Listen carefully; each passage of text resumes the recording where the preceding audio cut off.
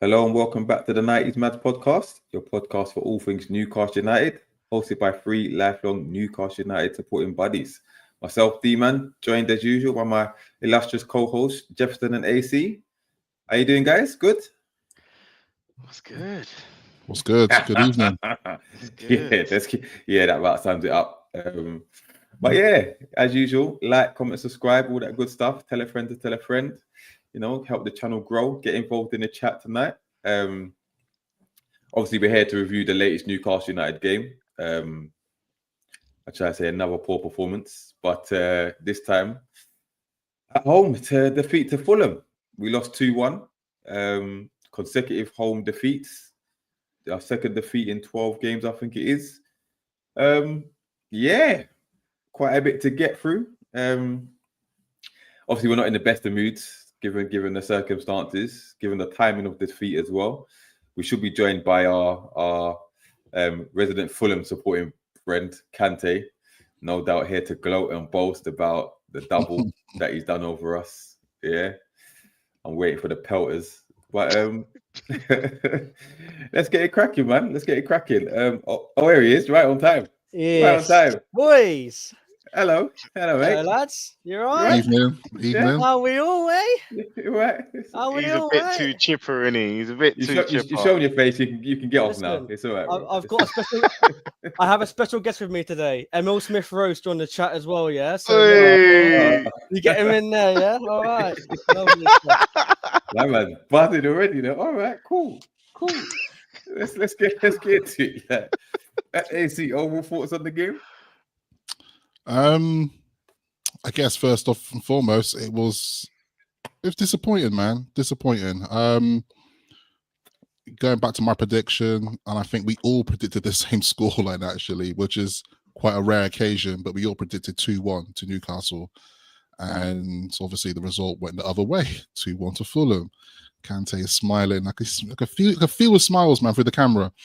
But to be honest, it was disappointing. I think, we seem to we're not too bad in the first half, and obviously got that goal from Murphy and such. I know we'll go into the detail of that, but the second half drop off has to be talked about, man. And I'm not too sure what's going on there. Really, it's a mixture of things we could look at it in terms of, was it even the right lineup for this game? I think, especially knowing that we got the game on Wednesday against Arsenal, second leg for the Carabao Cup. Palmy and I looks at it thinking, maybe this might be the game where Miley should have started or something like that, because we obviously are using the same first 11 for every game and the rotation hasn't been good. And I'm thinking that I knew it was an important game for us to get something out of this result, but looking at it, it was almost like the team, dare I say it, looked a bit tired. Well, I use tired in quotation marks because, in my opinion, they shouldn't feel tired because, we have no European games midweek as well. So what's going on there? There's a lot of questions to be asked, to be honest. I'm not sure where to start. But at the same time, though, there were some highlights. A couple of our players hit the crossbars and whatnot. There were chances. There was a chance as well where someone was pretty much on the line to put it in. I won't mention that investor's name now, but we'll get into that later as well. But overall disappointing. But at the same time, you have to give the respect to Fulham there, who obviously took the opportunity, saw it, and went for it. So what can I say about that? But I have to admit, though, the second goal that we conceded, that upsets me because I kind of feel like that could have been stopped, in my opinion. Yeah. Big up Scants, by the way. He locked in. He said, how did the best midfield play this weekend? Relax, bro. Yeah? Chill out. Yeah? Harvey's locked in. Aren't they? They're coming for us now. I'm telling you, bro. Harvey's come and said, pour from the mags. He said, ask Kante, how is the water? Listen.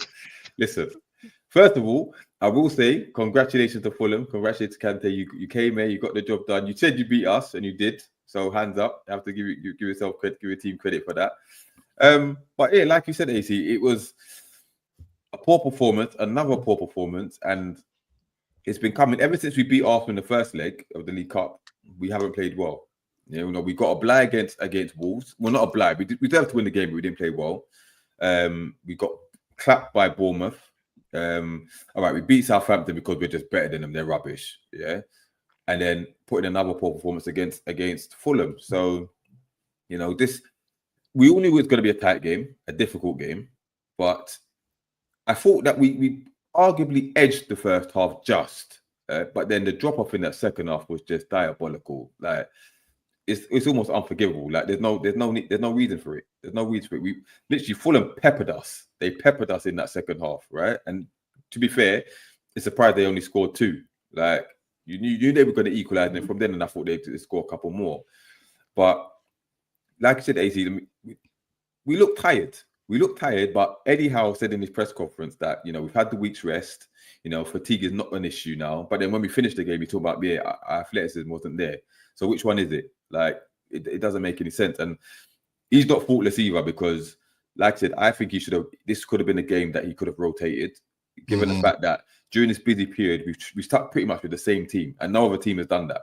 The only time we've changed it through suspension or injury, right? Every other team has rotated, yeah, and managed the team quite well. Their squads quite well. Now he's played the same team every game, and we know we haven't got game changers off the bench. So why not? This could be a prime opportunity, maybe to mix up a little bit, then bring people off the bench if needed to, right? Keep us fresh because we've got a diabolical period coming up, including Wednesday. Yeah, from Wednesday to the next 4 games, we are literally, apart from Birmingham, which I don't think we're going to win that because we're going to rotate in that. We have got a very heavy fixture load coming up. So, and given the games that we had, right, Wolves, Bournemouth, Fulham, after the runs we were on. We will look to those games for right. If we can get 7 to 9 points from them, we're okay going into the next 3 period. Because now, I don't know how many points, we'll discuss it later, but how many points we've got expected in the next 3 games, teams are going to be catching us, yeah? Including the likes of Fulham, because I don't know what their fixture list is like, but it can't be as hard as ours. You know what I mean? So this was a prime opportunity missed. Again, we could have gone 3rd or 4th, whatever, and we've blown it again. And again, he was outclassed by got a tactical masterclass from Areola the other day, and now Silva's done the same thing to him. Like it's not looking good at the moment. It's not looking good in our backyard as well. In our backyard, consecutive home defeats as well. Well beaten in both games. That's the worrying thing. So yeah, and I know everyone's going to talk, but I'll just say this before everyone else gets on as well. It's quite funny because I feel like the tables have turned because we weren't speaking about our away form. Now it's our home form. It's just a bit. This is why I'm a bit like, I'm just like, Kanye shrug. I'm just like, what am I to do with it? We're getting found out. We're getting found out at the moment. Yeah. See, last week, AC said AC was right. I'm going to say that I was right regardless because everyone was hoodwinked by this paper champion run. I told everyone there's still the same problems. It's masking over cracks. And what we're seeing is a manager that isn't at the level that we require right now. And I know a lot of people came at me on social media saying, oh, but we're 5th. What more do you want? We're 5th right now. That's a screenshot. And as you mentioned, we've got a really tough period to come. Now, if we're not performing like this now, like we're going to perform better against Liverpool, Man City, Forest, all of these teams who have got their tails up, they're really confident. And like you've basically alluded to, our squad is drained physically. Now, firstly, well done to Fulham because they dominated shots, they dominated possession, they dominated passes. You wouldn't even think that they were the away side. Yet again, we've seen another team come to St. James's Park and dominate against us. I'm just sick and tired of it. I'm sick and tired of it. And we're not learning anything different here, guys. We're not learning anything different. It's the same football 4-3-3 setup. He doesn't change it. The worrying thing for me is he doesn't prepare for games well enough. So, for example, we saw how Fulham destroyed us at the Cottage because they did. They had runners all over us. They were, they outmatched us physically. Go back and watch that tape. It's not a state of, okay, we've moved on, we've progressed since then. Fulham will still have the same threats, and that's what happened. We had occasions where you had gaping holes in the midfield. So, by the way, the same issues we had last season, even with Tonali there, is still there. We're very easy to play through the midfield. Why? Well, because if Lewis Hall is struggling, which he was, Joe Linton gets pulled wide. Bruno has a lack of speed. If he pushes up, it's Tonali against 3 runners. And that's what was consistently happening. Now, like I've said before, I don't have a UEFA A license, right? You don't need to be a rocket scientist to realize the 3 in the midfield is not working. So I think Murphy took a knock earlier in the game. So you sacrifice one of the wingers and you bring on an extra midfielder who probably would have been Willock because he's got the leg speed to kind of help Tonali out. So what worries me is Eddie's not preparing well enough for games against opposition, and he doesn't respond quick enough or well enough in games, whether it be tactically or sensing when the momentum is gone. Because in the Geordie group that we're in, if you guys remember, I was texting saying they're getting momentum, they're dominating, they're going to score soon. Is he going to wait for us to go behind before he makes a change? And then Fulham scored. So if we can see this, how can he not see this? So the worrying thing for me before we get into any sort of deep analysis is he's not learning. It's rinse and repeat. And we've been able to get away with it for numerous weeks. That run papered over the cracks. And people think that's me being negative. No, it's real stuff. People need to wake up and see that this guy, I respect him for what he's done for us, but I think he's taken us as far as he can go. We should not be losing to Fulham at home. All respect to Fulham. Before I get to you, Kante, and the comments, yeah, you made a few good points there about the fact that the lack of plan B. Yeah, that is quite telling. I don't know about the midfield being too good to ease the path in the last few games, yeah, but in our run they haven't. That midfield it's been touted as the best midfield in the league, so he's been doing something right. But like you said, when it's not going right, we're not seeing the little tweaks and changes that other managers are doing. Other managers are more proactive than reactive. He's not even reactive. Like, he's doing the same predictable thing. And that comes with playing the same 11 every week in up, because there's no game changers. There's no game changers. We know our squad is not there at the moment. We've got a top 6 squad at best, right? But he's not utilizing it in the right way. And it's very telling against the teams that we should be beating. And he's being not even just beaten, he's being well beaten and out coached. And that's the worrying thing. D-Man, can I just jump in again? Just to make a point there, is that going back to AC's point, I was so happy he mentioned that, because we used to get on Eddie about that from the summer onwards, that he's had less games than the top teams. There's no European fixtures. So the team's getting a week's rest compared to the other teams. So I feel like he's got let off with that. But the other thing is his tactical rigidity or lack of tactical flexibility is what's hurting us, because AC talked about Miley playing.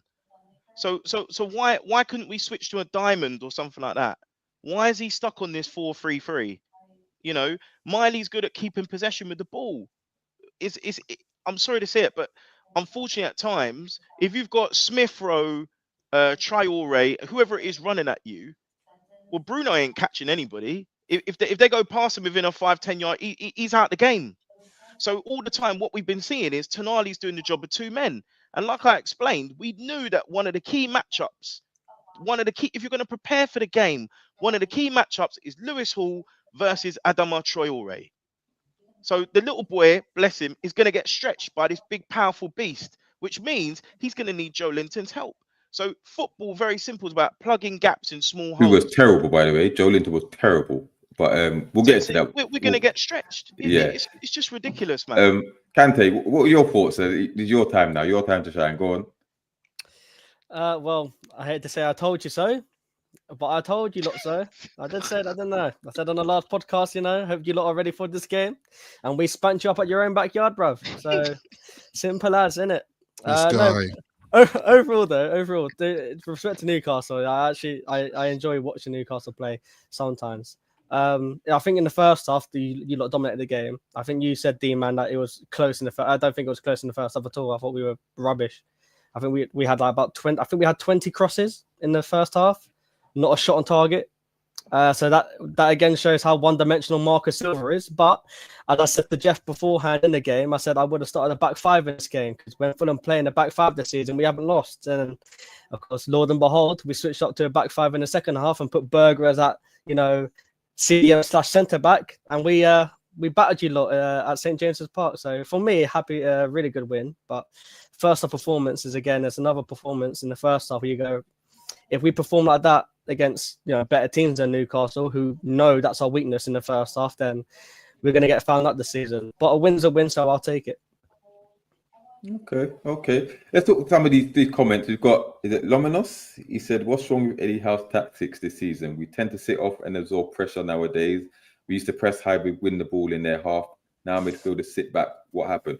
This is what was strange. I don't understand why he decided to, especially after we went 1-0 up, he literally tried to sit back for the whole game. Like, this is what I didn't understand. That was confusing me too. Invited pressure. And I don't know if that's his tactics or if that's the player just not. Because there's some talk that the players had one eye on the semi-final, second leg, or whatever, but I don't believe that. Right? You play who you're up against, and then you take the next game after that. Now, they just retreated. They invited Fulham onto us, and they just peppered us. I couldn't understand it. It was strange to see. I don't know, but at home as well. At home, exactly. This is the thing that gets me. It's like we're at home, so it's just like, being 1-0 up at home, you would expect that we would probably have the gusto to go forwards, and play the ball in Fulham's half, and and to really like put the pressure on.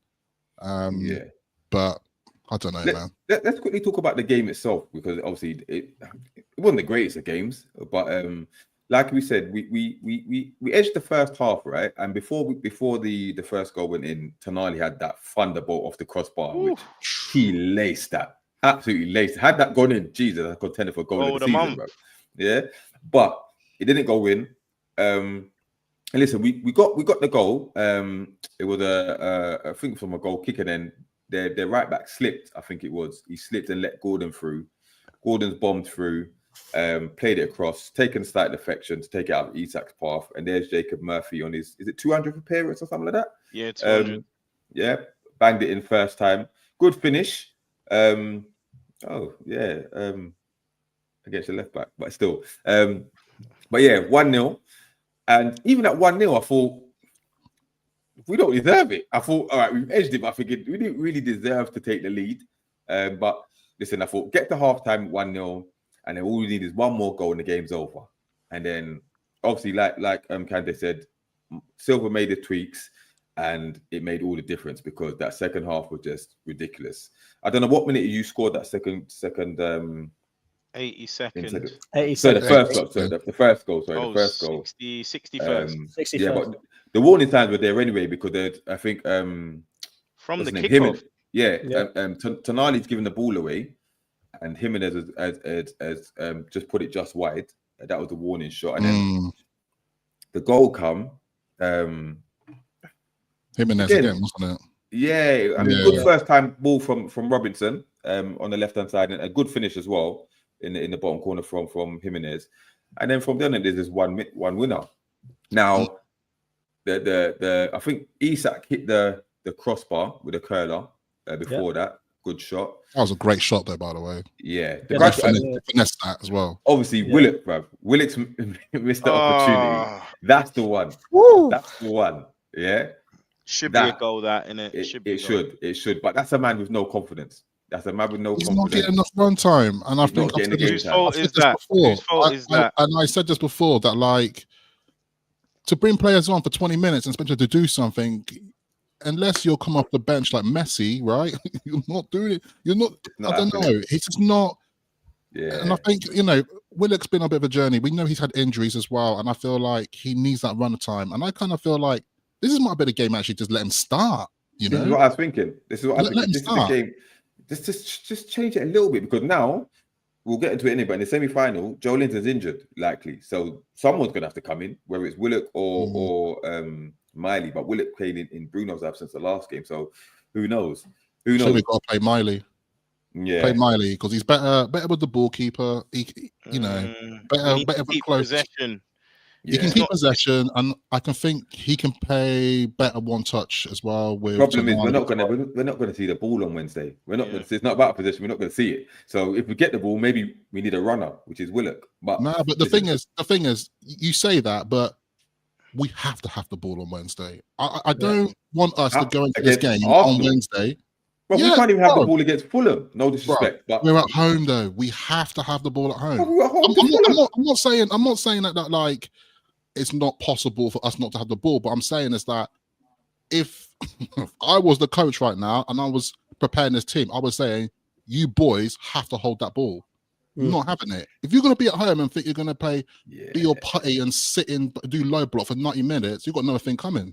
We'll get to that anyway. We'll get to that. We'll get into the Arsenal game, but I don't know. Like, you have to put at your intentions of what you think. What I want, I don't know what you guys want. If you think you want to see your team play for 90 minutes and play putty and be doing low block, nah, man, never think coming. No, I don't think personally. You need an attacking option as well. So if shit does hit the fan, you've got someone that can go forward and try get us a goal. If we can't hold them.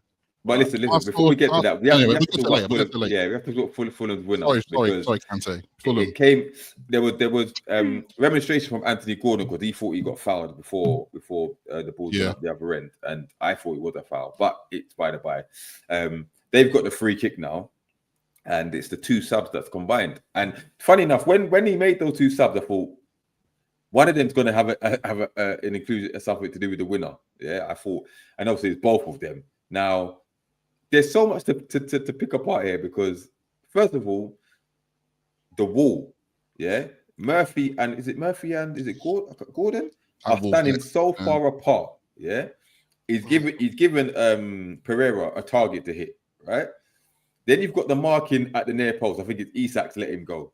Yeah. And then where have we seen that before, guys? Trippier moves and carry the space. Murillo against Forest. Yeah. Isak let him go. Dubravka gets beaten at the near post as well. Good finish, but I think Dubravka could maybe have saved that. Seen as he had sight of the ball anyway. But yeah, listen. Kante, anything on the winner? Yeah, as I said in the last podcast, I said there's only two strikers in the world better than Alexander Isak. One was Gyökeres and the other one was Rodrigo Muniz. And look who scored the winner for us. Rodrigo Muniz did. So there you go. Get me out of here. How many goals you got this season? Get me out of here. How many goals you got this season? Don't matter how many goals he got this season. No, I'm just asking. It doesn't matter, mate. He scored more goals against Newcastle this season than Isak scored against Fulham, so it's all right. That's cup final then. Okay, cool. That's his cup final. Okay. Remember double. Remember the double, yeah. 3-1-2-1. Yeah, let's see where it gets. They said it was Fulham's first win at St James's since 2009. Is it in the Premier League? Yeah. No, not first win at St James's Park. It's the first double we've done since 2008-09. Oh, is it our last win? Double? That's it. Yeah, our last win against St James's Park came when if you remember when Ryan Sessegnon was a teenager, he got braced. We won a penalty, and then Tim Ream took it and put it wide. Do you remember that game? I don't remember what the score was. Oh, the championship. The championship game when you won the league. When you won the league. Oh, when we won it. Okay. Yeah. All right. All right. The championship. Okay, cool. That was our last win against Newcastle at not Goodison Park, St James's Park. Sorry. Yeah. No, mate, well done, man. Well done. Wow. So ages ago. Complaints. Well beaten. But are you still Silva out then? Yes. This guy. But you just won your game. Doesn't matter if we win the game or not, mate. I mean, like you look at the stats here, right? There's some guy called FFC Ibs on Twitter. Don't get me wrong, I love the guy. He's my mate. I talk to him every day, right? But he talks some bollocks. He does. Always chatting shit about Crystal Palace and other teams and how shit they are. But when we beat Crystal Palace, I think we're 13 points above them, and now we're 4 points above them. So that just proves how badly we've been. In the Premier League this season, no other teams dropped more points from winning positions than Fulham. We've dropped 19 points from winning positions this season. If we keep all of them, we're top of the league. And if we keep half of them, we're third. So that's how good we can be this season. And then when people go, oh, well, surely you look at that stat and go, well, you keep him because that's how good you can be. And people go, oh, well, it's not Marcus fault the players can't keep hold of a lead. But you look at some games this season, West Ham at home bottled it because he didn't go to a back five. Everton away bottled it because he went to a back five too late. So even Man United at home, dominating the game, conceded one shit goal, and then he went. Then decided to go. Oh, let's bring on Muniz. And after we conceded a goal, Man United away, the same thing. West Ham away, the exact same thing. Even battered Man City at the Etihad and still lost the game. So it is what it is, man. You're only what? But hold on. Don't you get 4 points of a European place? You're only 4 points of a European place. Like, Yeah, we're 4 points off a European place, but we should be in a European place. We should be in the Champions League spots by now. That's my point. no, but you say that though. You say that, but let's be honest. It's true. It's let's true. be real. Let's be real. But Let's be D-Man, real. Forest are there. It's No, true. I don't care. But you're not better. You're not better. So you're not better. Right, you beat us, You're not better than us, right? You're not better We beat you than twice. Bournemouth for having an amazing season, right? We drew against them. You know, but you failed to beat Ipswich this season. Oh, we beat you though, didn't we? Yeah, Smash you up twice. but what I'm saying, there's levels. I know Jefferson's up your ass today, but well, let's be honest. You failed to beat Ipswich twice, bro. Yeah? And beat you twice. Yeah. You ain't beat Southampton. Yeah. So let's not talk. Yeah. We beat you twice though. Yeah, your cup final. You beat us twice. Yeah. But what I'm saying is, Did you concede against Southampton as well? You conceded against Southampton as well, didn't we? We didn't. Oh, okay, but we took 6 points. So what I want to get to you, and we took 6 points of you. We took 6 points of you. Remember that? What I'm saying is, are you better than Chelsea? Are you better than City? Are you better than Arsenal? Are you better than Liverpool? Are you? Right, D-Man. Come on, be realistic. Be realistic. Read out the teams above us in the league, and I'll tell you what the results were. I just did. Yeah, read them all out. Read them all out. All right, cool. We'll do it. Liverpool. Drew. Arsenal. Drew. Forest. Beat. Chelsea. Beat. City. Lost. Newcastle. Smacked them up twice. Bournemouth. Drew. God, Right. this Villa. guy, man. Villa lost. Right. Now let's go from the bottom of the league. Southampton. Drew. Ipswich. Drew. Twice. I'm out of pause on that Okay, one. cool. Leicester. Beat them twice. Did a double over them, like you as well. Wolves. Lost 4-1 to them. Sorry. Lost 4-1 to them. What? Okay. What? And you would have. Yeah. And you would have. So three of the bottom 4. Yeah. You ain't beat. Right, Yeah? but D-Man. No, D-Man, what that's I'm my saying is- point, though. That's my Yeah, point. but That's what I'm saying. That's what I'm saying. So there's levels to it. There's levels. That's like us Yeah. saying if we got rid of Eddie Howe at the time of the East thrown away the games, if we beat you twice, we'd be frigging third. What's your point? Because we've dropped 19 points. What's your point, bro? We've dropped 19 points from winning positions. If we beat Chelsea, You dropped 19 points If we from beat winning if positions. if we didn't get robbed against Liverpool, we might be top. You What's weren't your robbed. point, bro? You weren't What's robbed. your point? You weren't The robbed thing is, before. the thing You is, was robbed, bro. wait, I just want to pause this. no I chance. just want to pause this, right? When it comes to football, you can always say, if we won that game, if we drew that, there's always ifs and buts, but the result is a result end of the day. So we can't Thank count you. that. Exactly. What I do want to say, wait. 6 I points. want to get back to Silva, right? You're saying he's out. You want him out, right? Yeah. Do you give him credit the way he approached the Newcastle game, though? Not the way he approached it, the way he changed the game. Yes, the way he approached it was completely off. So you do give him credit for that? Yes, I give every win, and Jeff knows this. I give him credit every single time he changed up a game. I'm the first person to say Silva did this right. If your manager changes up the game and wins a game, can you still classify him that you want him out of your club? Yes, because he doesn't do it every single. He needs the wrong people, bro. AC, right? I'm asking genuine questions. It's long-term vision. It's long-term vision, isn't it? With Marco Silva, yeah, right. Here's the thing, yeah. He's got one style of play, the same as Eddie Howe, right? And last season, what Fulham's problem was we were really good at home and awful away. So we take points against the bigger teams and then drop them against the smaller teams, right? This season, right? Or actually, last season, when he tried to experiment with the back 5, it wasn't working. This season, we got a new assistant head coach in called Gonçalo Santos, who played in Portugal with a back 5. All right. So last season he did a back 5, didn't work. This season, we've played in a back 5, which is our assistant manager idea. We haven't lost a game. Right? Let's remember that. Haven't lost a game. A good question, Kante. Who would you like to replace him? I'd say Jose Mourinho.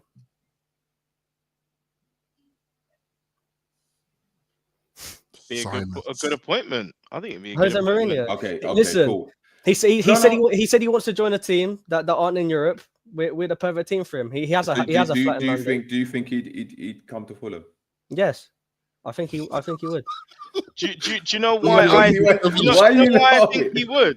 Because he's got a house. He's still got a house. He's still got a house in. He's still got a house in Fulham. Yeah, I think he's got houses everywhere still.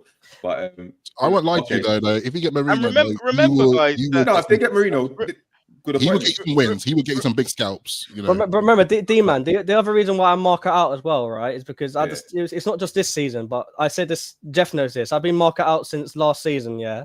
And at the start of this season, I said there's 3 managers I want to replace Marco if I had my wish and got him out, right? The first one was Graham Potter, and Potter's first game at West Ham was against Fulham, and guess who lost? Fulham. So there you go. So he Potter, my second replacement for him, beat us. The other one was Nuno Espirito Santos. Look where he is now, with Forest. Yeah. And the third one was Sergio Conceição, who was a free agent at the time, just left Porto. He won a trophy, 2 days after joining AC Milan. And then what makes it worse, right, is when I say that on Twitter and I go, here's the managers, I get gold. You don't know nothing about football. They're shit coaches. The style of play is boring, right? But you look at those managers, apart from Potter, right? Conceição, winner. Nuno Espirito Santos. When you give him a club like Fulham, like he did at Wolves, look how good he made Wolves. Took them from the Championship to 7th. Do you lot spend? I don't know you lot swing, but do you lot have money to spend? Because obviously you spend a lot of money at Forest. In the summer, we had a lot of money spent. We spent money. You sold what's his name, didn't you? We sold Paulinho to buy it. Yeah. We have a lot of money in the summer. In the window now, obviously deadline day today. Obviously, I think we're looking at Samuel Chukwueze, right? Who Romanos if you want, right? And then an hour later, guess what came out? Fulham looking at Willian again, who plays the same position as him. You know why? Because Marco said no to Chukwueze and wants Willian back. It's another Portuguese speaker, isn't it? So again, are you like that's my point. He said he wants a younger squad. Fulham fans know we need a younger squad, right? Our squad was aging last season. Willian, I love Willian. He was great, but you're going to replace a 35-year-old Willian with a 36-year-old Willian. That's like replacing my dad with my dad. It's the same fucking thing. It makes no sense. So all right. I just want to make one quick point. Is where I can see similarities with Marco Silva is what people aren't understanding is they'll either look back to the times that the team was shit and then like there's a lot of what's the word? Almost like complacency. Yeah, and it feels like to have ambition. You're seeing as someone that's snobby, you get stupid comments like you're not a real football fan. Don't get me wrong, I think at the same time you can have hopes and dreams and aspirations, you can be ambitious as well. There's nothing wrong with wanting the best for your club. But it's not just ambitious, and if they're doing the same mistakes all the time, because right now I'm seeing nothing new. Like it's so bad that against Leicester, we were applauding Eddie for a new set piece routine. That should be standard. What, so Jefferson, where are the standards, bruv? Do you think Fulham should get rid of Silva? Jefferson, where are the standards? Jefferson, do you think Fulham should get rid of Silva? He's taken us as far as he can go. No, Jefferson, do you think he should get rid of Silva? You see, last season, I was wholeheartedly agreeing. I've seen some improvements this season, but now Kante's explained it. Maybe it's because of the assistant manager that you guys have got a few better results because he seemed very one-dimensional before, which is why when you lost Mitrovic, everything just went bang because it was get it to the wingers, cross it in. Whereas now you're playing more intricate, swashbuckling football with the likes of Smith Rowe. Do you think he's a better manager, Jefferson? Do you think he's a better manager than Eddie Howe? There's not much between them, mate. Because even Silva, you know, he had experience with, was it Olympiacos? So he's got European experience. Obviously he flopped to Everton, finishing 8th with the players they had there. Watford, they were flying high, and then when he was linked to Everton, they ended up finishing 10th, I think it was. So, I mean, listen, we're talking about one season with Eddie Howe. That's the thing. I think you got to look at the whole trajectory of his career, isn't it? That's what I'm asking. So, I think there's not too much between them, mate. You know, we're if not you have to pick one. Are you saying they're the same? I think they're very close. You know, I think I'm not disagreeing. I think Silva's a good manager. I don't disagree. I think they're both mediocre managers. I think Eddie is like he's in that realms of definitely. They're both top 10 managers, but I think Eddie's in that realms of 8th, 7th kind of manager. Like he should be managing a team that is in and around that Conference League battle. They flatter to deceive. They play a bit of entertaining football, but they always miss out. Basically, how it was with Bournemouth for a bit. That's Eddie's level. Whereas I think Silva is 10th to 12th, anywhere between 12th and 8th, and he's more likely to be 10th to 12th kind of manager. Do you know what I'm saying? But I don't think there's too much difference between them. And actually, when you look at the fact that Eddie spent more than Silva, would be interesting if Silva had that resource where he would be. But I know the Khan family have got money. He does have the resource. Khan family are very rich, and I guess the issues for them is the owners own a wrestling company, an American football company, and that always runs into issues. And if anybody remembers the whole debacle with Arsenal, it wasn't until the fans rioted that they actually dedicated more resource to the football club. So that's always a difficult thing with American owners, isn't it? Okay. AC, just quickly, on this game here, how much blame do you put on the players? Because we talk about Eddie Howe, and it's not just Eddie Howe. It's surely the players have to take responsibility. So how much would you put on them? Yeah, I think the players are responsible for this defeat.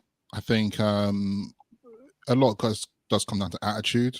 I think it was definitely, I don't like even saying this, but it was a game of two halves. Like, even if we did come out with a little bit of energy they had in the first half, we could have scored the second and went forward.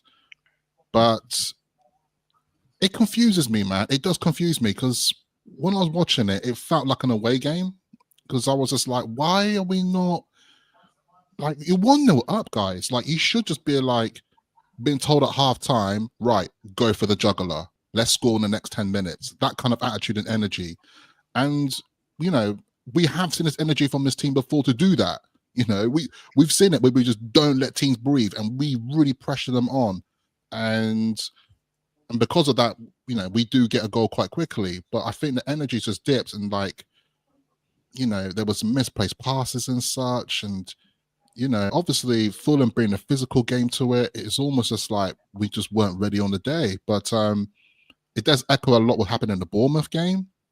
But saying that, though, when I looked at the Bournemouth game, it was disappointing. But at the same time, I was just like, Bournemouth, quite rightfully so, are like one of the best teams in the league right now, hands down. It's like Forest. You have to put hands down and say they're one of the best teams in the league. So if you lose against them, yeah, it's a loss, but you can't take it so badly. It's just like, it is what it is. But I feel like losing this game, it was a game where we should have won this game, actually. And I feel like, it was the opportunity miss, man. It was the opportunity miss. It was. And I feel how many times we're going to say that this season, guys? Aren't you guys getting tired of it now? No, but the problem is... I'm getting tired of it. Yeah, but this one, right, is the players, right? This what got me is the fact that regardless of the tactics, whatever, there's a certain standard that the players should adhere to, right? And again, similar to the Bournemouth game, there's not a single player. I mean, maybe Anthony Gordon, but other than that, every single player had an off day. Now, losses happen. We've gone in this amazing run and it couldn't last forever. We knew we were going to lose games toward the end, coming up. Obviously, we didn't expect these ones, but the fact that every single player has played poorly again is which was alarming to me. And regardless of the tactics, you'd at least have even the captain like grabbed him by the strap a bit. Come on, lads, we need better than the CPF. We didn't see the energy or effort. We didn't see the there was no energy. There wasn't people are walking around and like they couldn't be bothered. It's like that's not what you want to see, especially at home. And that's the on the eve of a semi-final as well. It's arguably our biggest game of the season. This is actually quite worrying. It is worrying, but the thing is, I do have to go back and look at that 9-game run as well, of just like how good we can be as well. And that's the thing. I'm not going to sit here and be like really going at the team and being like, oh, you guys are so shit. Because I know how good they can be at the same time. Like that 9-game run, guys, we were friggin' amazing. There's some good scalps we got in there. And I said to you at the time, right? You man laughed at me. I was like, now Man United win. I'm going to repeat myself again. Now Man United win. I take that, hold in my heart. I was like, yes, man. About friggin' time, right? I took that. I was like, great win. And not just that, we destroyed them, right? And there was a lot of good goals, a lot of good link up. Our energy was there. The pressing was there. We were even saying that the pressing's back. It feels like we're back. It feels like that energy was there. But now in this game, it's just zapped out. This is no pressing. This is zero pressing. So and I don't know what's that got to do with. Is that is that a tactic? Is that a tactic of like consumer energy? I don't know. Well, this is it. I'm playing guess game here. He said, "Do you think your player's mind was on Wednesday?" And you know what? As much as we could say, take one game at a time, whatever. listen, we know the players want to win that first trophy for the club, especially like the likes of Bruno and whatnot. They know what it means, like to win that first one, to get to another final. It's only human that some of them will be thinking about when they don't want to get injured for the game and stuff like that. But again, that's no excuse, though. That's no excuse. You still need to see, even if you take a 2-0 lead, then he can make his changes and maybe sit back a little bit, whatnot. But you know, given what's at stake as well, is a top 4 place or top 5 place, knowing what's at keeping our stars there, like we should be approaching every game like a final. Yeah. As much as a cliche, whatever, every game is important because, right? Listen, if we was to win on the weekend, and fair, maybe go out to Arsenal on the Wednesday, then it's bad, but we're still in a good position in the league, right? Now we played so badly that now we're thinking, right, our season could be over coming in a week's time. You know what I mean? It's like Chelsea are winning 2-1, by the way, so we slipped down the table, but we got fortunate that Arsenal slapped Man City yesterday, but. The worrying thing is the fact that we haven't played well since the Wolves game. Yeah. And something's got to change. Now, I think go on. Yeah, I will say this though. I will say this is that from my perspective personally, I wouldn't ever react and feel like the season's over. Like I'm not gonna be in that camp right now because there's still another half of this cup to go and points can be gained still. It's not because something I'm trying to think about as well, and you have to really just take ourselves out of that situation. We are Newcastle fans, right? We're so zoomed in on it, but separate ourselves. Bro, we are not in Spurs position right now. We're just not. So, like, you got to really look at yourselves and look across other teams in this league right now who are sinking ships. They are sinking ship. Man United, sinking ship. We are in a very good position. Yeah. And I still will say this, though, as well. We are still one of the best teams in this league. I am not going to turn around now and feel like, no, we can't do it. No, we can do it. And I think it's a matter of, dare I say, like turning it around, but, we'll see how it goes on Wednesday because Wednesday will tell us a lot we need to know. Yeah. Because if we talk about Wednesday, let's talk about Wednesday. Guys, I wish I could go back to so many episodes. We're having the same conversation, guys. It's the same conversation. Let's give them time. Oh, maybe they're tired. Oh, maybe it's this, maybe it's that. Like, I've had enough. Like, I've had it because people are forgetting we had a low of a season last season, and the excuses was injuries. This season we don't have the major injuries, and we're still playing shit. It feels like there's excuse. We're not playing shit. We're not playing shit. We are, bro. No. Listen, when you're giving teams chances, we knew this, guys. We're saying this run was amazing. It weren't. It really weren't. And I think there was an element of it that was luck. Wait. I can't. There was an element of it that was luck as well. I cannot agree with you and tell me. And agree with you to say that the 9-1s. So the standard is that you're looking at a Man United. I can't agree with that. I can't agree with that. I'm sorry. Let's be real. I'm going to be real here. You're weighing up us against Tottenham, who've been shit, and Man United, who've been shit. Everyone's been beating them. If we ain't beating them, there's a serious problem. No, but everyone's beating everybody, If we're not beating Bromley, there's a problem. No, but everyone's beating everyone, no? Everyone's beating everyone, no? Everyone's beating everyone, no? Yeah, everyone's beating everyone. We dissected this already. We dissected this already. It'd be very different, right? The conversation would be very different right now if those last 9 games, whatever, we were losing or we were drawn. It'd be a very different conversation. But the fact is, we went for that period. We're having the same conversation. We went for that period and we won those games. So actually, it's only 2 defeats. Let me ask you a question, Jefferson. Let me ask you a question. Have we got a top 4 squad? Again, we know the situation of this. We don't have a top 4 squad. Right. Have we got? That's no excuse. No. Yes, you said we haven't got a top 4 squad. Have we got a top 6 squad? Borderline. Where are we? I think we've got top 6 squad. Do you know why? No, where? Hold on. I'm going to answer your question. Okay, where are we? Do you know why that's hard to answer? Because the manager doesn't use the effing squad, mate. He doesn't use my question. That doesn't answer my question. Jefferson, I asked, where are we? You're not listening, D-man. I'm asking you a question.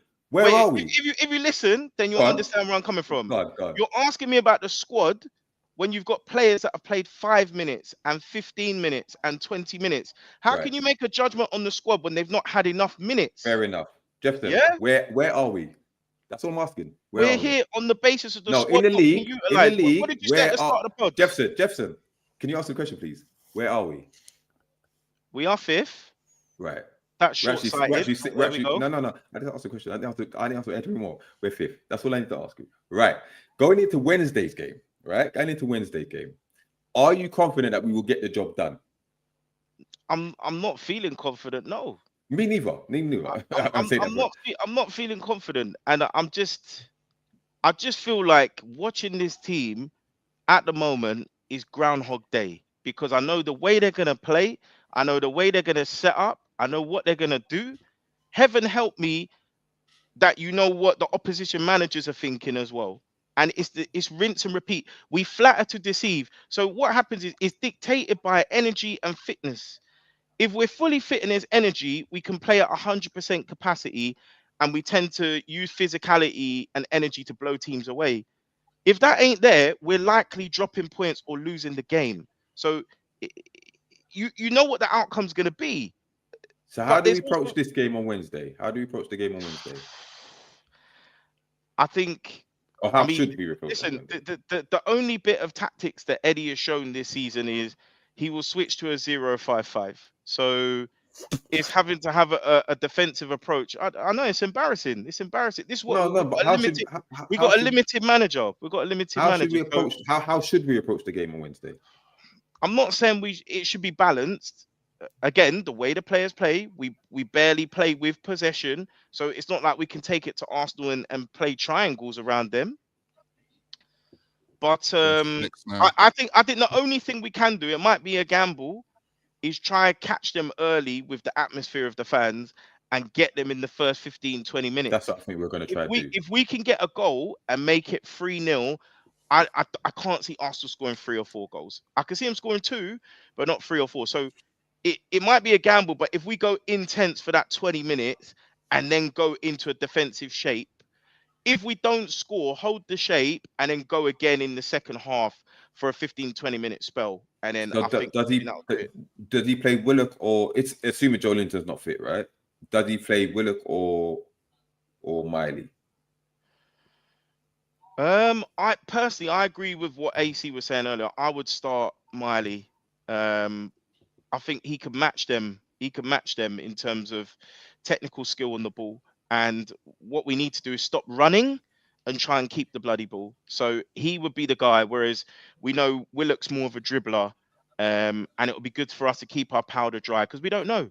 The game might go extra time. It's good to have fresh legs, and an attacking player going forward.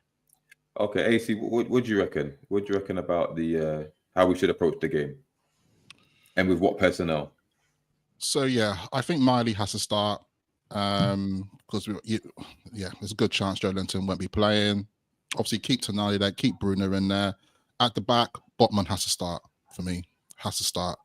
I think it has to be Burn and Botman. Drop Shaw, I think. Obviously, our fullbacks speak for themselves, and the front three speak for themselves as well. But for me, I'm back in the team. I think we will score. And I think we will score first. And I think that'll be too much for Arsenal, personally. Me, personally. And I think it's an evening game. St. James's Park under the lights is a noisy atmosphere. So I think that will play into it as well. Don't get me wrong. If we go to that game and it kicks off at 8 o'clock and it's quiet, then that's worrying, isn't it? The crowd might be a bit nervous and such, but I think, with the support of the club, there's a wider picture here. You got... there's the charity group, Wall Flags. They're going to set up a display. They are. They're going to have some displays on there with their flags and such.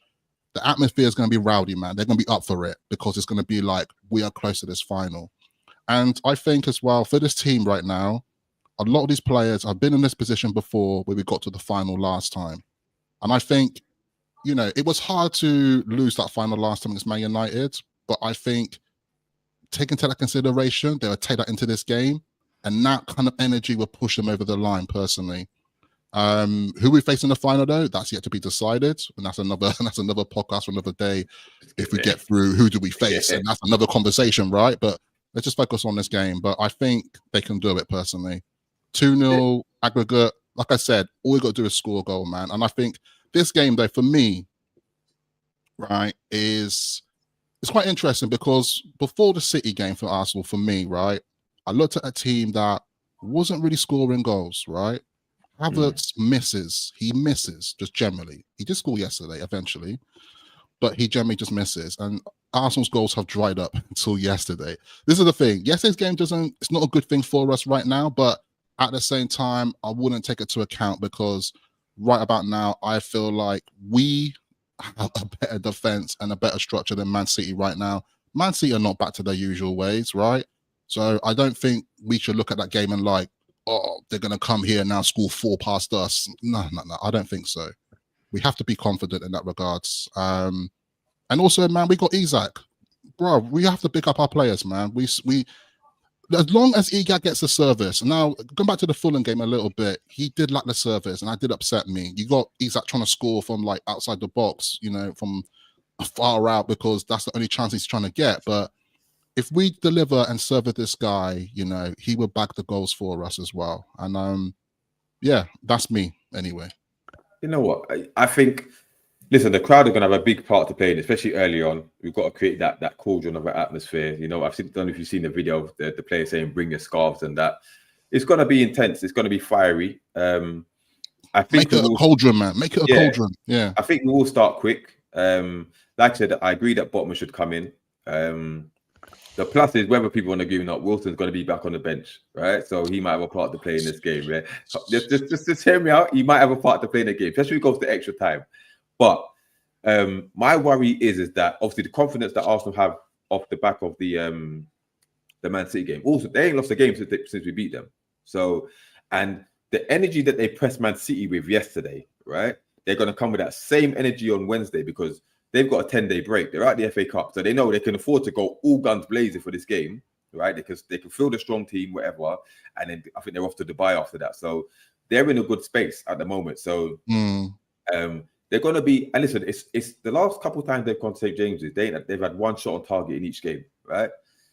That has to change sometime. Yeah, we're going to get tested. Our defense is going to get tested. They've got Wanyeri now to come back in the absence of Saka. He's going to be interested against Lewis Hall. So I do believe we will need to, if we can't score first, we have to contain them for at least half an hour. If we can do that, then I think we can kind of start thinking about, you know, getting the job done and that, seeing it through. But it's I agree with Scans. I see a 1-1. I think it might be 1-1. But it's gonna be nervy. It's gonna be nervy, and we just have to keep our cool and not do nothing stupid like go down to 10 men early on or something like that. Or you know what I mean? We've got Joe Linton ain't playing. Yeah, exactly. But then you still got hothead Bruno. Scans made a good point about City game that had no midfield, and I think that's the thing because I watched that City and Arsenal game, and I don't know, like Arsenal. If anything, it could be good for us. It could be fool's gold where Arsenal feel like, oh yeah, we're back, and then they come up and they're just putty. Because to be honest, I don't know, Man City just not at it. They're just not at it. And saying that though, Man City controlled that game for periods of the game, you know. In the end, dare I say it, Man City just kind of rolled over as well. So. Yeah, because they controlled it for periods of the game, and they could have taken, if they had taken some of the opportunities, could have been a different game. But you never know. You never know. Kante, what's your thoughts on the game itself? How do you see this one going? Personally, I think Newcastle win on in your game because I think every time I think of Newcastle, I know it sounds, you know, you lot are saying draw. You know, I know some people are saying loss for Newcastle, Arsenal. You know. They're going to find a way, but every time I think of Newcastle and big moments in St James's Park when it's, you know, you're right at it, I go back to the Champions League campaign. I think you played PSG first, I believe, and rocked them. And I mean rocked them. I think it was the best Newcastle performance I've seen as a fan watching Newcastle. Like that's what I envision Newcastle and St James's Park to be. It's a hard place to go when, you know, it means something to them, you know. You haven't won a trophy. I don't know how long you haven't won a trophy for, but I know it's a long time.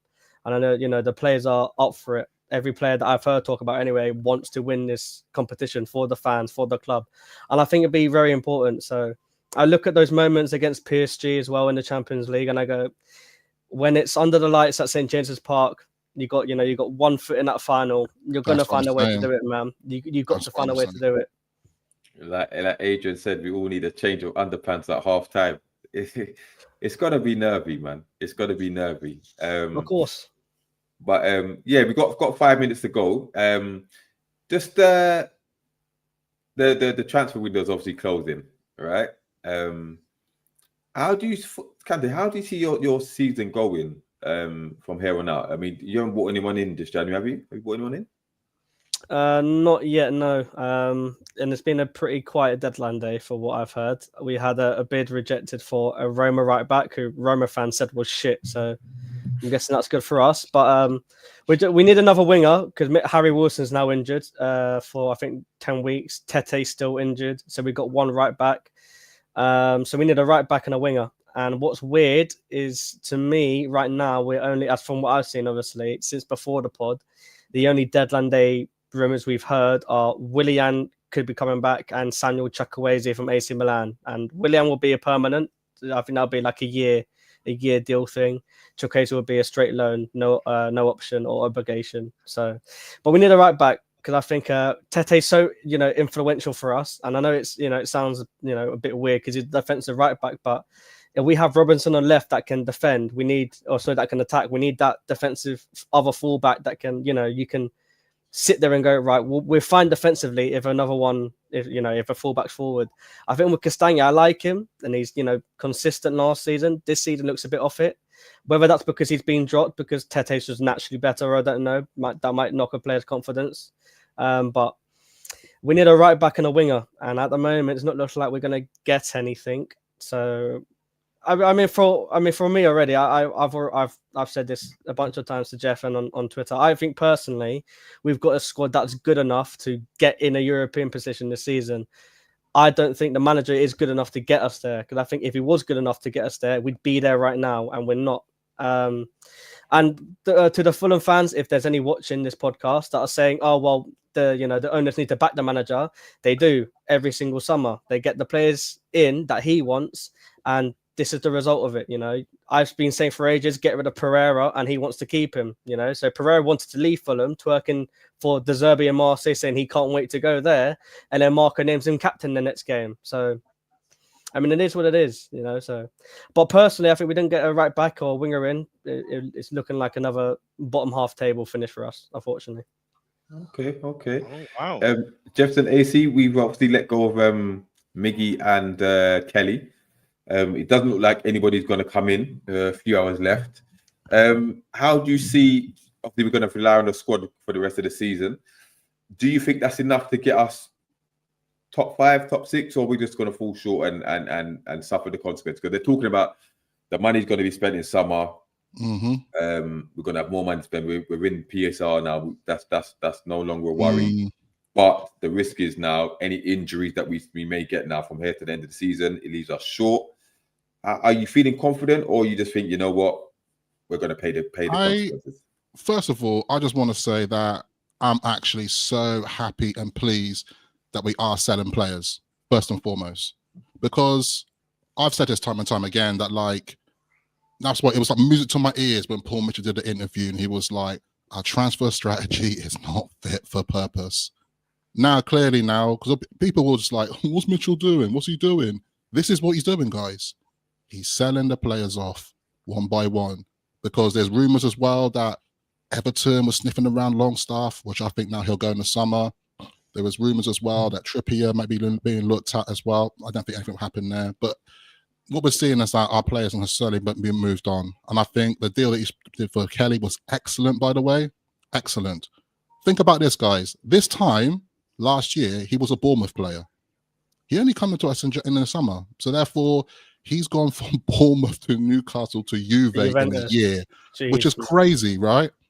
But you know what? It's a really good deal for him. I think, he's going to have a good time there, slower pace of football and such. He will flourish there, no doubt.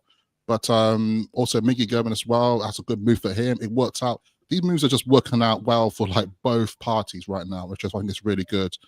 In terms of the squad right now, obviously it'll be good to get some players in January, but part of me is just like, you know what? It's fine. I'm trusting the process here, because I know what I would like to expect to see is just that, you know what, if I could do it my way, if it was football manager, bring some more youth players in. So, for example, this Birmingham game, don't play no senior players. Bring a youth team out, right? Because it depends on the result, obviously, the Carabao Cup and such, you know, because let's say, God forbid, we didn't get through and such, and we're out, and next minute FA Cup is our next focus, it becomes a different story. But we have to utilize our squad. And now people are like, oh, we're running thin, this and that. It's just like, if you utilize your squad, we're not actually going to be that thin. But also, just a bit as well, Almiron wasn't getting played. So I don't think we're missing him, right? Okay. Kelly wasn't getting played. So I don't think we're missing him. One thing I will did say that we did mess up is that we didn't sell Dubravka. At the time, I did say that was a mess up because now they're talking about extending contract and such. I'm like, don't do that, man. You messed up there. We should have just sold him. And I know there's this whole thing about at the time we were doing well as a club with him. We were on the streak of all those wins. We should have took the opportunity to sold him because another player off the books. Because there's a bigger picture out here that no one's really seeing and understanding. When it comes to PSR, it's all going to change when it comes summer because it's going to be based on your squad cost. So what the team are doing, what the club is doing, they're preparing for that, right? Because when the summer comes, we're going to have more cash on the bank and such, but also it's going to give us the opportunity to give and reward people like Isak with new contracts as well. It's all part of the pieces to the puzzle. So in my view, no panic at all. I'm applaud that these things are happening because what I don't want is June coming and we're panicking trying to sell players. We're doing business at the right time and the right measures. And also, I think there's a bigger piece to this as well. The next piece is this. If we don't do too well in the Premier League and we drop off, I have to admit, there is a chance that Eddie Howe might leave the club, right? And we'll bring someone in. What this does do, it sets up the new person to come in will have money to spend set up. It's a smart business, smart moves. Because what we're not doing here, we're not doing the Man United thing where you get manager on, you overspend, and next minute, Almiron comes in, he can't spend. He's got to loan his players, right? Yeah. You see what I mean? So I agree. My thing is, though, it is a bit of a risk because the more you don't strengthen the squad now, the harder it is to finish in that top 4, top 5 space, right? Now, if you don't get that, you're talking about, money to put on Isak's contract. He might be gone. Which means we're gonna have to start again and find someone who can replace those goals, and strikers are a premium. So you're really gonna have to blow most of your budget on a striker. And again, if they decide to get rid of Howe, we know the kind of play that he wants. We might be stuck there. And if he doesn't go, then a new man is gonna come in and want a complete overhaul. Yeah, is he gonna have enough money to spend on those players when half of them are gonna go out the door? Bruno, not tonali, but Bruno and Isak, namely. It's a bit of a tricky one. Don't get me wrong, I like the fact we're selling, but I would have liked to see at least one body come in just to freshen up the squad and keep them on, even like a Murphy, keep him on his toes. You know what I mean? Because every other team around us is spending. They can't all be in PSR trouble, right? Yeah. So it's like, but why are we one of the only ones? The big thing you have to remember, though, teams around us like Villa, though, they're selling players for big coup, though, right? Yeah, true. We're selling our players for pennies still. Like, I know we're happy with the 20 mil plus the 10 of Almiron, that's like 30. We're happy with that, right? But it's still small monies. We're not in a position right now just to fling down 60 mil on players right now. And also, I think going forward, the plan is that we won't be doing that anyway. I'd be surprised if we just fling 60 million pounds on a player right now. Like, but there must be someone. I think we have to sacrifice. Everyone's talking about Mbeumo. It's just like, bro, that's not happening. No. In fact, Newcastle are never going to buy Mbeumo. Forget that. As a pipe. But there must be someone we could get for 25, 30 million. Don't get me. Don't get me wrong. Mitchell has his targets, right, which are going to be for the right price, for the right. It will come. And don't get me wrong. Like, if I could have a player now, I would like to have a player to compete with Murphy on that right-hand side. We need it. Yeah. But at the same time, I am looking at a bigger structure. It is a risk, and don't get me wrong, I did think about that. If we drop off massively and then Isak just can't be afforded to stay at the club, that's a different situation. But it's a gamble that we're playing at, and I feel like it's a risk either way, isn't it? And I feel like, hands down, there was definitely board meetings before this campaign kicked off of Eddie Howe has a target to get to for this season. We don't know what it is. I don't know if it's Champions League. I don't know if it's Europa, but he has a target. He said And European football, apparently, but so we'll see in it. But I think saving our monies for the summer and stuff, I mean, so, you know, I think it's a good thing. And I feel like that change of, you know, building this squad is starting to come. I can see it happening. Okay. Jefferson, what's your thoughts before we wrap up? Yeah, I just think, look, we just needed to be a bit more cutthroat, which we'd all said when we started. So the likes of Longstaff, if a bid of 15 million is coming in, you sell him.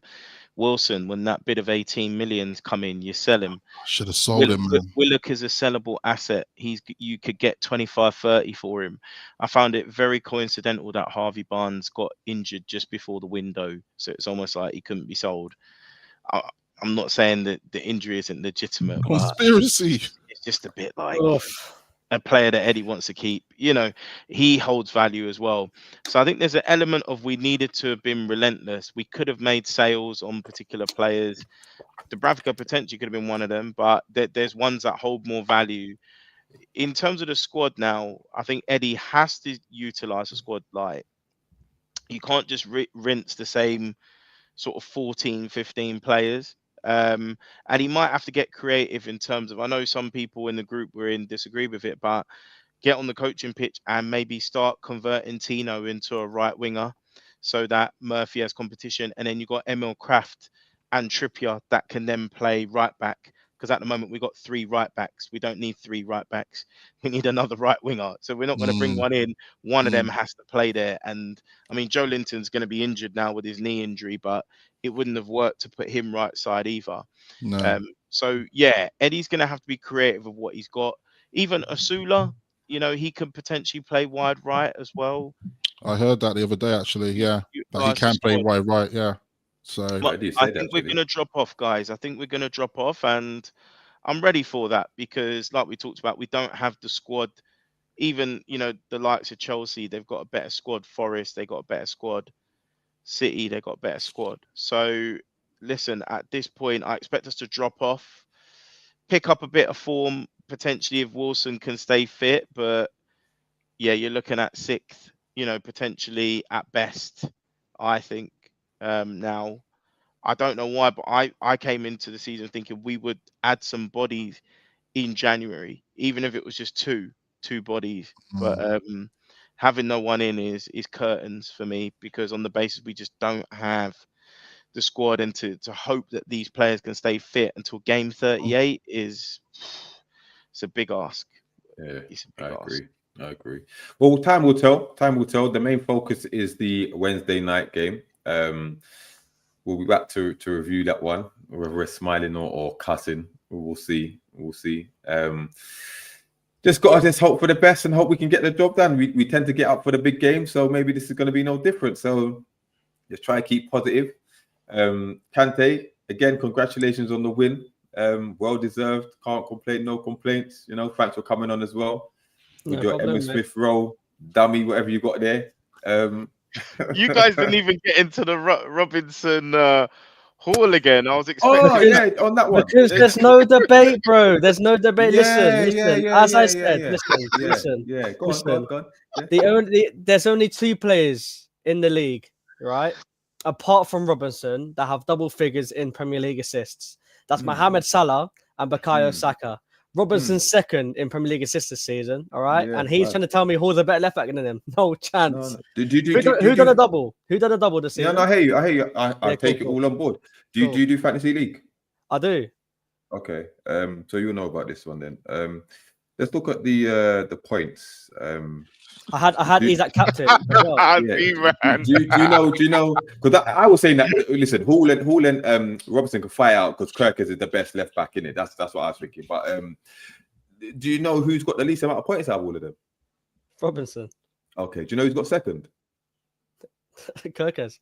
Okay, cool. We'll leave it there. Thank you for joining, because Hall is number 1. We'll leave it there. Fantasy league, bro. Yeah, thank you for joining. Fantasy league, bro. Fantasy league. Oh my Kante, days. listen, if you look Bro. at the players, do you want me to go through it? Because it's quite reflective. If I'm honest. My man's It's quite going through reflective. Fantasy Premier League to see the, It's quite the reflective actual, because if you look how at good it, they are. if you look at it, Jesus Christ, mate. you say, Right, let's perform a Bro. keeper, Matt Sells. Yeah, Based I on take based that. on I take fantasy, that. based Let's on perform a left fantasy, back, maybe. based on fantasy, Onana's the fourth best Cool. goalkeeper. Okay, and Salah, Palmer, and Bremo, great season. Hold on. Cliver up there. Based on Okay, cool. fantasy, Onana's So, the all fourth I'm best saying is- goalkeeper in the all I'm league. saying is- How all does I'm that make saying sense?